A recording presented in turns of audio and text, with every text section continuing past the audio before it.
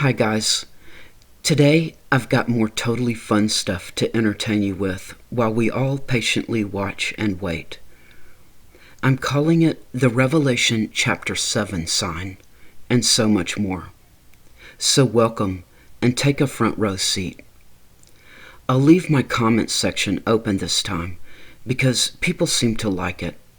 However, if you just came here to leave rude comments or start arguments, or are being ugly to people, the rest of us don't need it. I'll read the comments, but I might not have time to respond to everyone. My time is getting very limited now, and I'm mostly researching and studying in my spare time. And I'm trying to make some videos to share a couple of things with people who might be interested. I'm 61 and consider myself a widow.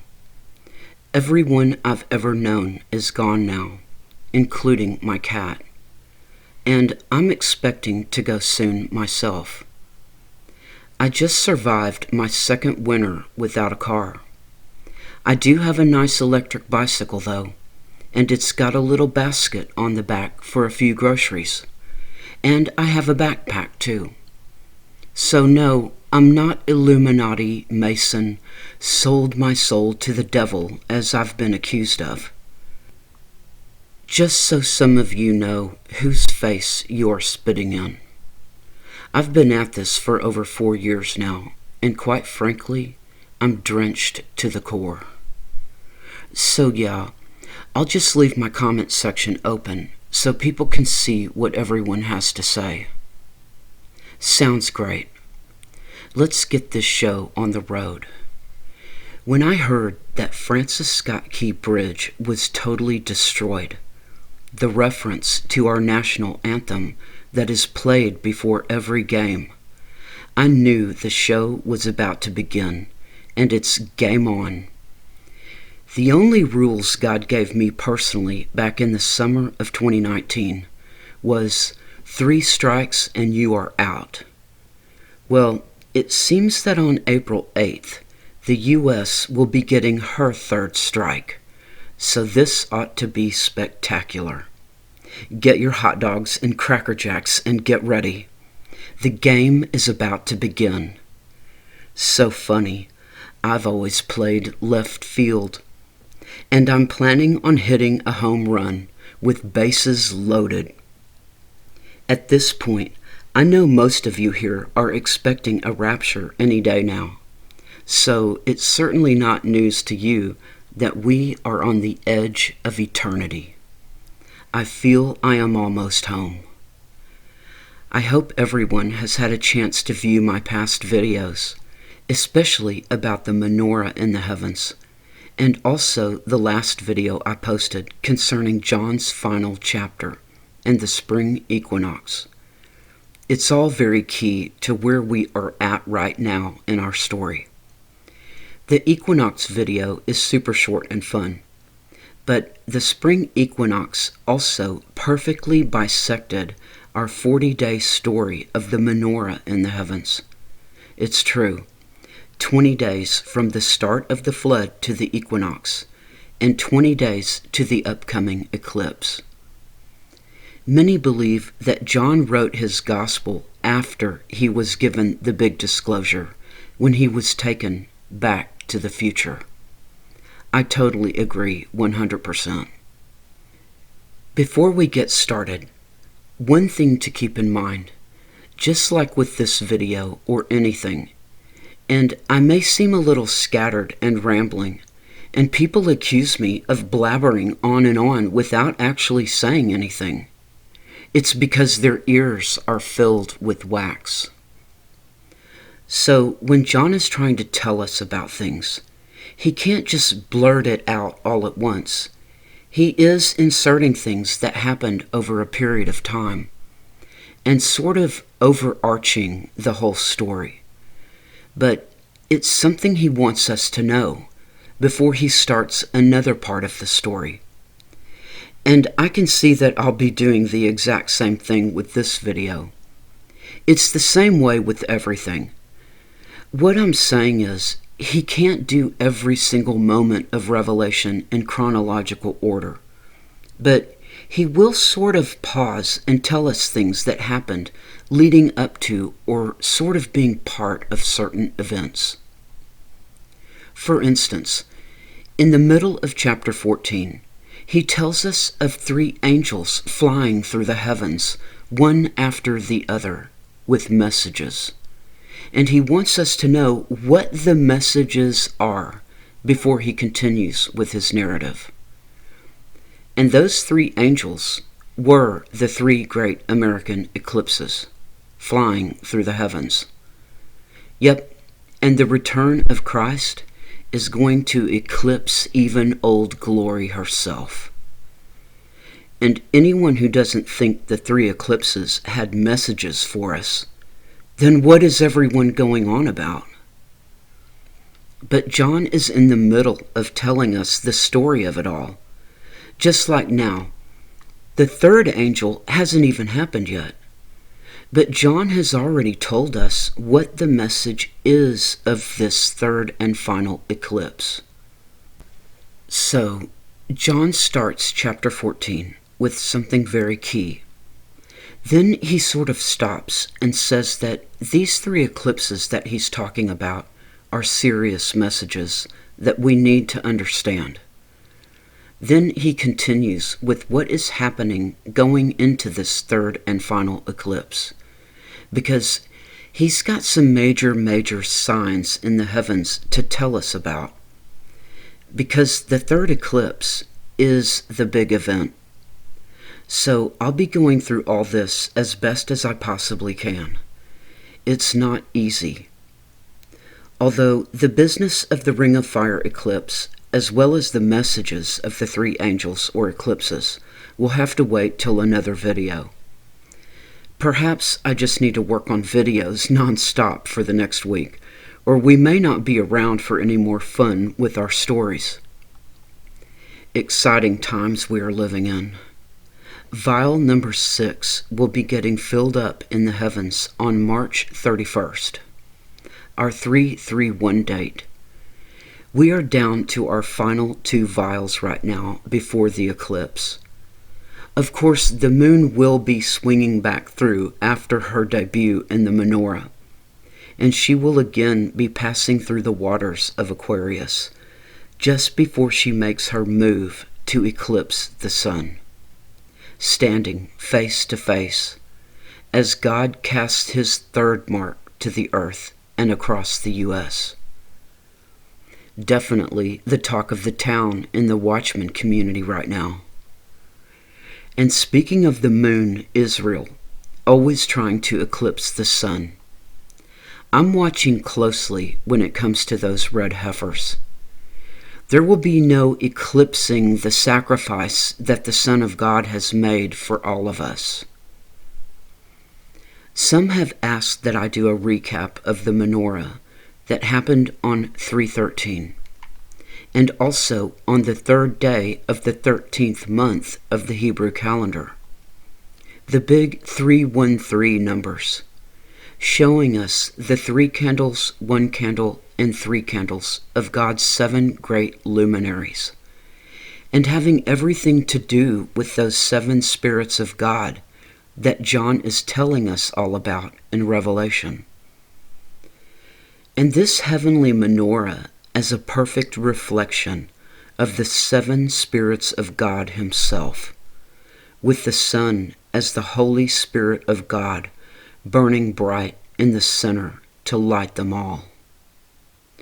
No doubt I'll be talking more about this heavenly lineup in this video, but you can also go back through my previous vids, and I've got more explanations there. The 7th and final vial gets filled with wrath during the eclipse, exactly when the 40 days of Noah's flood of troubles ends on my timeline as well. And I've got a basic timeline on my community wall if you want to right-click and save it or whatever. This is Mars number 7. This screenshot is from the vantage point of Eagle Pass, Texas, at the moment the eclipse will be entering the U.S. at Eagle Pass. The maximum eclipse will happen at exactly 1:27 p.m. So that's what I set my timestamp at here. And this is Mars number 7, the god of war, and our final vial to cross the line of the waters of Aquarius and fill his vial of wrath, and thus ending our parade of God's 7 great luminaries during the 40 days of the flood. The eclipse will be exiting the U.S. at Mars Hill 2, and I've got info on all this in previous videos, including a reading of Paul's speech on Mars Hill from Acts 17. I've shown this slide before, but this other one here is perhaps better, from the Time and Date website. As you can see, over Mars Hill, Maine, the last place in the U.S. that will see this third and final eclipse, the maximum eclipse will be at exactly 3:33 p.m., and the totality will be 3 minutes and 13 seconds. The 333s are Jesus' numbers, and the 313, those are the numbers of the heavenly menorah that was formed on March 13th, 313, and also the 3rd day of the 13th month on the Hebrew calendar. And Mars is number 7, representing war, and is about to get filled to overflowing with God's fury. I hope everyone is prepared. These signs in the heavens are not something that will ever happen again, and certainly not in conjunction with these 3 eclipses, all these perfectly aligned and meaningful marks that these eclipses are leaving across the U.S. as God himself stoops down with his mighty hand and writes his judgments across the ground. I mean, just with this menorah that was formed on 313, and with 6 luminaries passing through the waters of Aquarius, within nearly an exact 40-day time span, and exactly divided in half by the spring equinox, the last spring equinox that I'm sure now will ever be considered as happening in the age of Pisces. Even though, yes, the sun appears to rise below the fish of Pisces at the spring equinox still, but the stars rise at an angle, and I see now what's happening here. It seems John left some breadcrumbs in Revelation to follow when it comes to where on the earth we should be standing to watch the dawn of the age of Aquarius. Honestly, it's a bit breathtaking for me because it's something I've been wondering about and searching for a decade. Well, ever since the Mayan calendar ended its long count back in 2012, after more than 5,000 years. But that's a whole other story that I'll try to put in my next video. But just know now, we have arrived. So welcome to the age of Aquarius. I'm going to try and stick to what this video is about. We need to work our way into the Revelation chapter 7 sign here. The more I'm seeing just what's happening here, the more I believe that John is giving us the exact date of when God called the official end to the age of Pisces and the fishers of men. And the most incredible thing of all is that it was also March 13th. Again, the 313 of the menorah. And also that year, it was again the 3rd day of the 13th month. And the sign in the heavens occurred exactly 7 biblical years, the 2,520 day count, to before the very night that the 7th seal was opened. And that was the Turkey earthquakes that happened on the 37th day of last year. And the 73rd day of this year, since it was a leap year, was the day of the menorah. Yeah, exactly 400 days between those two events too. And as I went into extensively in previous videos, a day is to years. 40 days on the mountain with God, or 40 years in the wilderness. So, the 400 days between the signal or sign of the opening of the seventh seal is like 400 years. It is our biblical cycle that God works on, the 400 biblical years, which is 144,000 days. The reason I say the signal or sign of the seventh seal is because I'm not saying that the 37th day of last year, when the Turkey earthquakes went off in the shape of a gigantic 7, was the opening of the seventh seal. It very well could have been, but at minimum, it was our sign. The 37th day and the giant 7 of the faults in Turkey going off, the triple sevens. And I've already showed how the sign in the heavens on that very day was a match to the day Jesus was anointed at Bethany, the day before the triumphal entry. No coincidence there. I have found only one other day when the Revelation chapter 7 sign could possibly be found in the heavens, unless you can find it. And that day is 9/11 of 2024 of all days. So, just to be fair, you could possibly consider that date as being the chapter 7 sign, because 9/11 is what I've shown in previous videos to be Jesus' birth date. And John did state that he was in the Spirit on the Lord's day when he begins the book of Revelation. However, the way I see everything unfolding and the connection to the menorah on the 313 date, and both the Revelation 7 sign and the Revelation 15 sign, both falling on the exact same dates. I don't personally believe John was referring to Jesus' birthday on 9/11 of 2024. I believe the chapter 7 sign, along with other things I'm seeing, is more of a reference to the end of the age and the signal of Jesus' return. And if you find all of this intriguing, then just hang out with me here for a little longer, and I'll go into it all. But there are so many ties and a little bit of teaching involved with everything, so it's not something I can tell you all about in 5 minutes.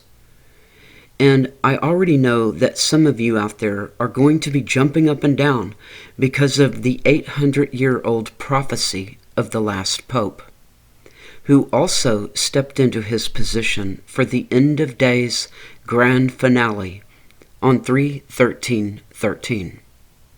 That's true. And it is absolutely part of all this. And there's just so much to all of that, it's mind-numbing. But it's just all too much for one video. So, is everything happening in Revelation about signs in the heavens? Absolutely not. But there are a few places where John is specifically pointing out and actually telling us that these will be the signs in the heavens at the end of days. Find them.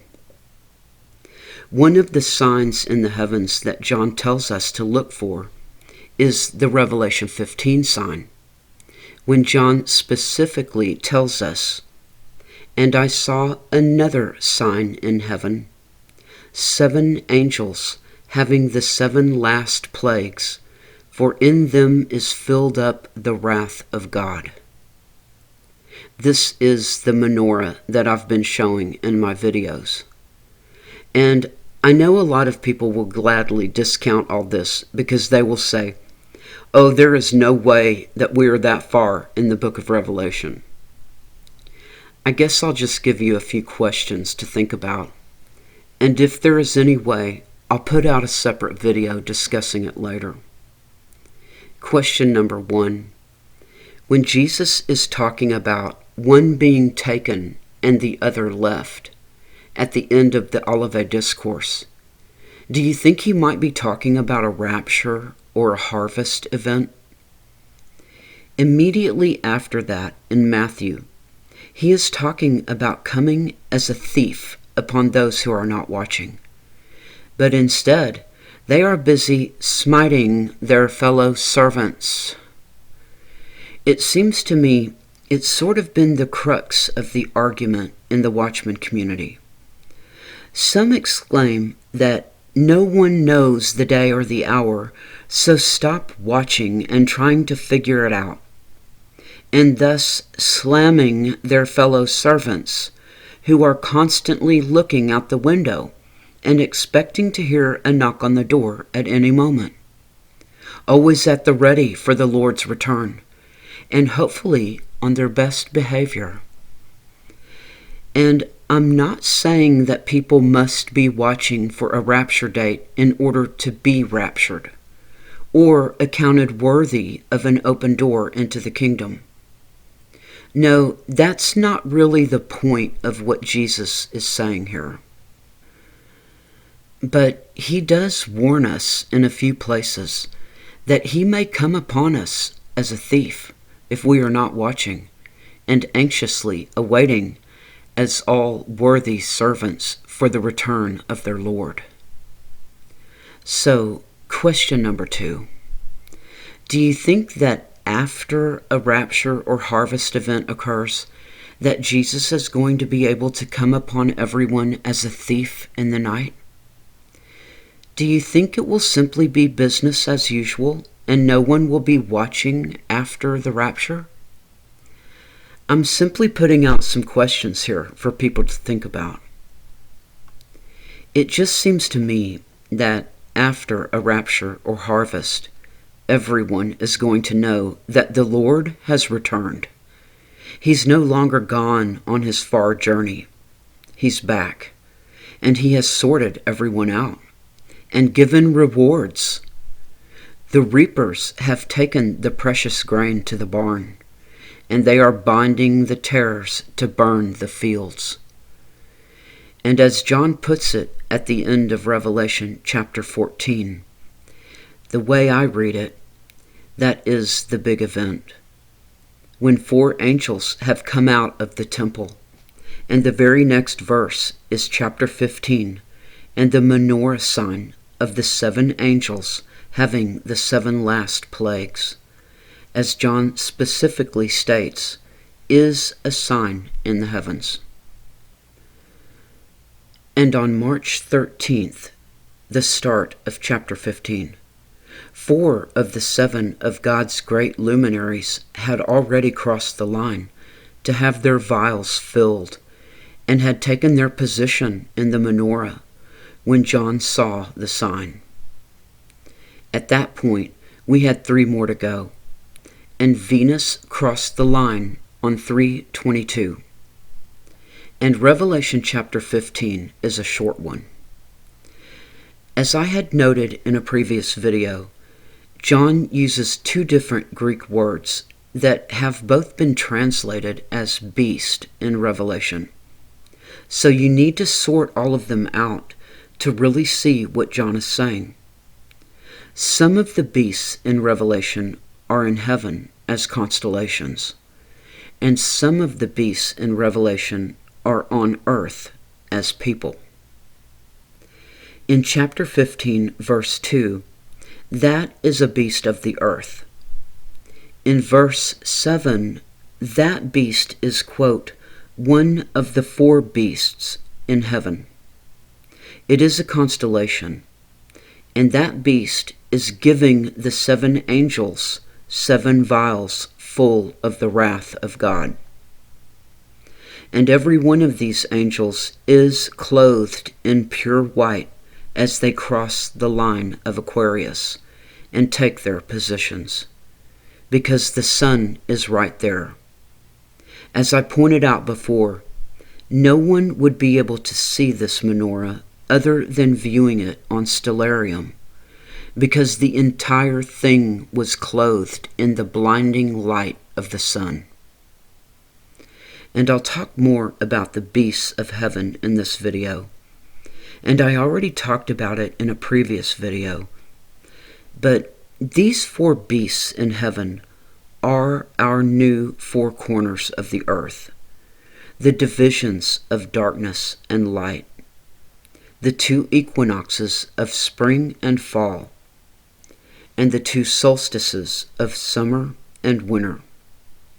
And I'll prove it in another video, but Aquarius is now our spring equinox, the head beast in God's temple.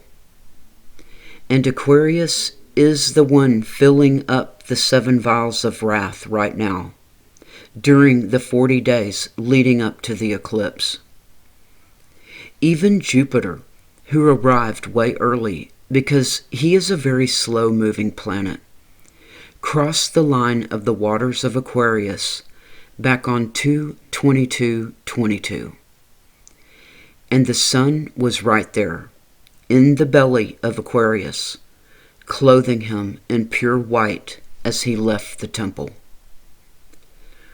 So, back to my questions. Let's look at the last 2 verses of Matthew 24. The Lord of that servant shall come in a day when he looketh not for him, and in an hour that he is not aware of, and shall cut him asunder, and appoint him his portion with the hypocrites. There shall be weeping and gnashing of teeth. And the very next thing is the parable of the 10 wise and foolish virgins. How are the 5 wise virgins who have their lamps filled with oil not the group who is taken? The ones who have been invited through that open door. And the 5 foolish ones are the group who the Lord, when he returned, simply shut the door in their faces and told them all, I know you not. So, if you've come to the same conclusions as I have about what's really going on when Jesus warns more than once that he will come as a thief, like people who are not on their best behavior and not keeping their houses in order, and just busy smiting their fellow servants, and not even having any oil in their lamps, then the Lord will arrive unexpectedly from his far journey, and they may suffer their houses being broken into, as he will come upon them unawares, and he will cut them asunder, slam the door in their faces, and say, Depart, I never knew you.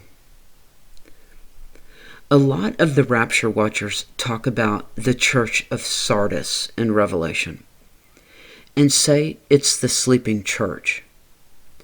All those who are too busy snoozing away on the sofa, probably being total pigs, expecting others to do all the real work around the house, unrepentant, and even scoffing and mocking at others, saying, Our Lord is not coming back any time soon. You are all fools, as they stuff another bag of Cheetos in their mouths and throw the bag into the floor, and wipe their Cheeto fingers on the sofas, and could care less how much work everyone else is doing in great expectation of our Lord's return.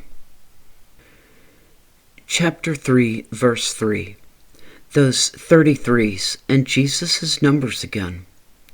Jesus says to the swine of Sardis, If therefore thou shalt not watch, I will come on thee as a thief, and thou shalt not know what hour I will come upon thee. Thou hast a few names which not have defiled their garments, and they shall walk with me in white, for they are worthy. So I take it there will only be a few in the sleeping church out there who are actually going to make it. Not my words. Jesus even says that the ones that he does find worthy in Sardis, when he arrives like a thief, he will not blot out their names from the book of life. In other words, he definitely has the power to blot people's names right out of the book of life. Don't deceive yourself. God has the power to do whatever he wants. Try doing a search in Paul's writings about not being deceived. Many would find it eye-opening, to say the least. Okay, so the final question is, if this is your rapture verse, when Jesus makes his proclamation of arrival, the exact quote in red letters is, "Behold, I come as a thief. Blessed is he that watcheth and keepeth his garments, lest he walk naked and they see his shame." Then where is it in Revelation? At what point does Jesus actually say, "Behold, I come as a thief"? Like, surprise, your Lord has returned. When does Jesus say, "Blessed is he that was found watching"? And when does he say people will be left naked in their shame?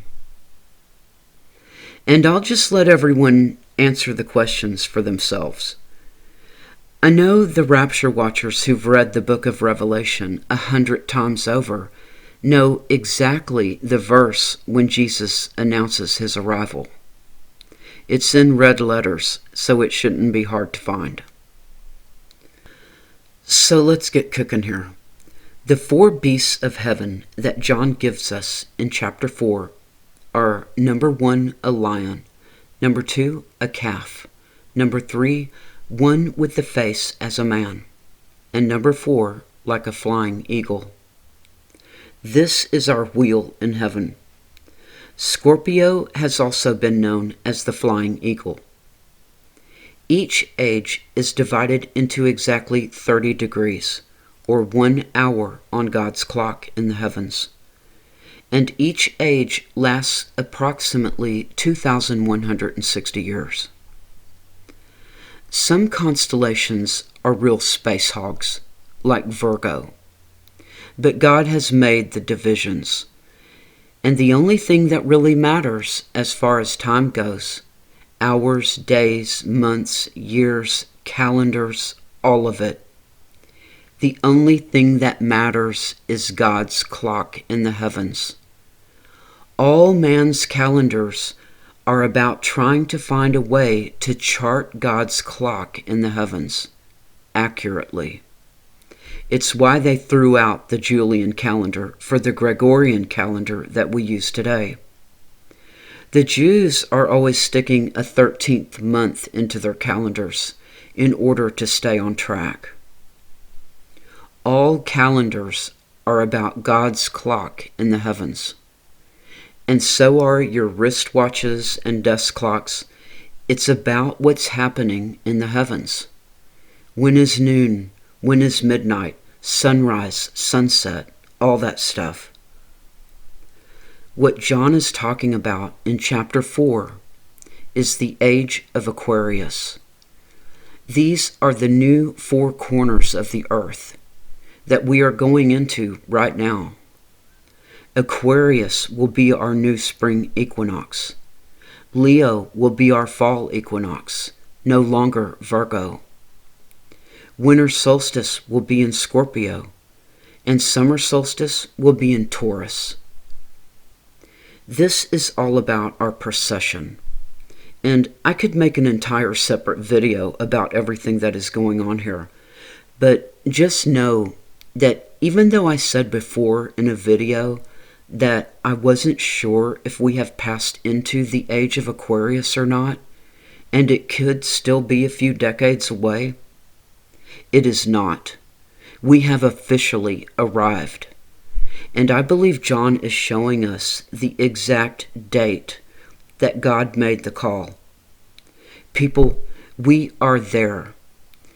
I even believe that John gave us the clue in Revelation as to exactly where to stand on the earth to view the end of the age of Pisces and the passing into the age of Aquarius. But it's there, people. We have officially crossed the line into the age of Aquarius and the start of a whole new age and a whole new song. So let's look at Revelation chapter 7. It starts out, "And after these things I saw 4 angels standing on the 4 corners of the earth, holding the 4 winds of the earth, that the wind should not blow on the earth, nor on the sea, nor on any tree. And I saw another angel ascending from the east, having the seal of the living God. And he cried with a loud voice to the 4 angels, to whom it was given to hurt the earth and the sea, saying, Hurt not the earth, neither the sea, nor the trees, till we have sealed the servants of our God in their foreheads." And you have to work John's cryptic clues like a puzzle. We know what the 4 corners of the earth are. They are God's divisions of the darkness and the light, the signs of the seasons, the 2 equinoxes and the 2 solstices. And John has already told us what the 4 beasts in heaven that he saw are. It's the start of the age of Aquarius. The lion, the calf, one as the face of a man, which would be Aquarius, and one as a flying eagle, which is Scorpio. And he also tells us that he saw another angel ascending from the east, having the seal of the living God. Well, I've always known that this angel ascending or rising from the east has to be one of the 2 equinoxes, which happens on 2 days each year, when the sun rises exactly due east. And I've always just assumed it is the spring equinox, since that is and always has been the head of the year, the birth of creation in the springtime. But I never really understood that John is wanting us to find what he's talking about.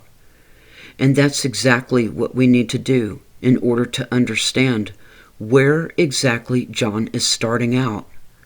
What time is he talking about?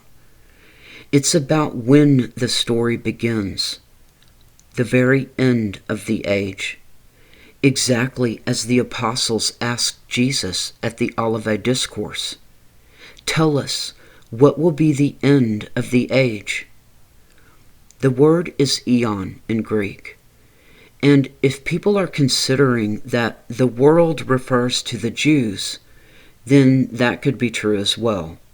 The end of the Jews, the end of the eon, the end of the age of Pisces, the end of the church age as well, and also perhaps the end of time itself.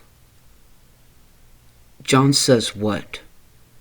He says exactly, I saw 4 angels standing on the 4 corners of the earth. And the ascending sun, which represents Christ, is ordering the angels to do nothing until the servants of God are sealed in their foreheads. I think that would be us. And as we know later in the book, these angels in heaven, all 7 of them will end up getting filled up with the wrath of God. So, I knew that if I'm going to find exactly what John saw, then I need to find when exactly there were 4 angels or planets, at least 4 of God's great luminaries, standing at the four corners of the earth at the same time. Does that make sense? At least 4 planets who are occupying or standing in Leo, Taurus, Aquarius, and Scorpio, all at the same time. And John gives us an additional requirement. It must fall somewhere close to one of the equinoxes. Are you with me here? When the sun, our superstar, is rising or ascending due east.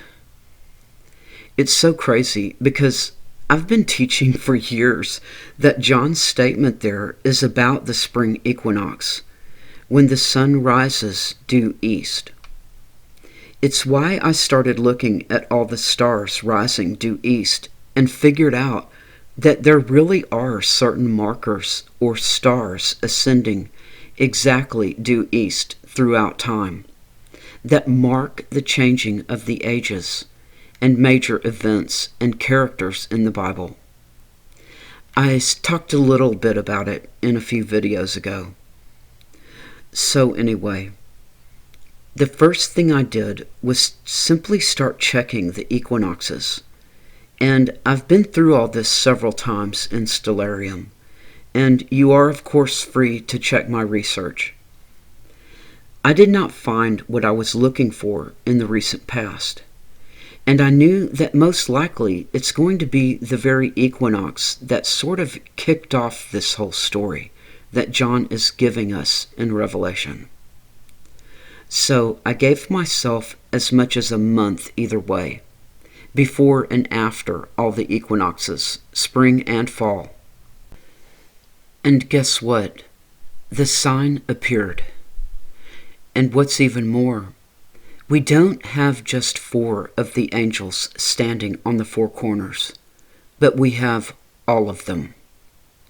They are nowhere else in the constellations.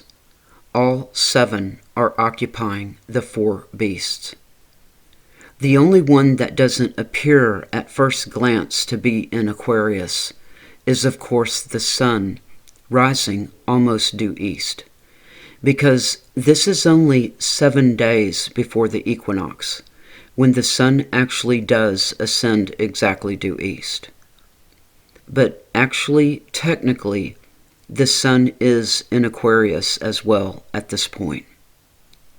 And guess what? It is also the exact same date as the menorah formation. Imagine that. 8 years exactly to the very date before the menorah of chapter 15. Let's take a closer look at it. This is the overall view of the heavens, so I could try to get into the picture all 4 corners or beasts in God's throne room.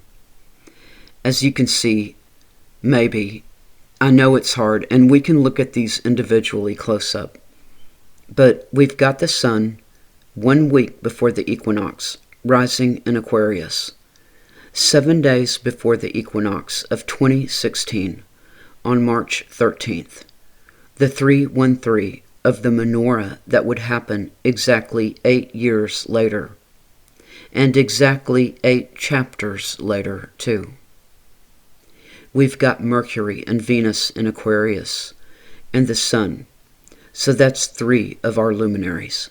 We've got Saturn and Mars both sitting in Scorpio. That makes 5 luminaries. And we've got Jupiter in Leo, and the Moon in Taurus. So that's it. All 7 luminaries standing at the 4 corners of the earth that John said he saw, which are our 4 new corners for the age of Aquarius. And all happening on 3/13. And most of the planets aren't going to change an extreme amount each day, but the moon does.